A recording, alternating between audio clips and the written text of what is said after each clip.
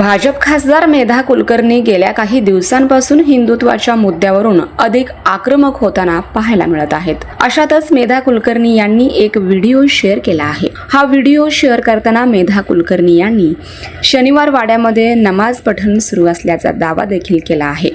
मेधा कुलकर्णी यांनी यापूर्वी सारसबाग परिसरातील खाऊ गल्लीमध्ये विशिष्ट धर्मीयांच्या होणाऱ्या गर्दीबाबत प्रश्नचिन्ह उपस्थित केला होता। त्यानंतर वक्फ बोर्डाकडून सामान्यांच्या जमिनी हडप करण्यात येत असल्याचा देखील दावा त्यांनी केला होता। त्यानंतर आता शनिवार वाड्यामध्ये नमाज पठण सुरू असल्याचा दावा करणारा व्हिडिओ मेधा कुलकर्णी यांनी आपल्या सोशल मीडिया अकाउंटवरती शेअर केला आहे। व्हिडिओच्या आधारे शनिवार वाड्यात नमाज पठण चालणार नाही, हिंदू समाज आता जागृत झाला आहे असे मेधा कुलकर्णी यांनी स्पष्ट केले। याबरोबर त्यांनी चलो शनिवार वाड्याची हाक दिली असून रविवारी सायंकाळी त्यांनी कसबा पोलीस ठाण्यासमोर एकत्रित येण्याचे आवाहन त्यांनी केले आहे। याबाबत कुलकर्णी म्हणाल्या, शनिवार वाडा हे पुण्याचे वैभव आहे।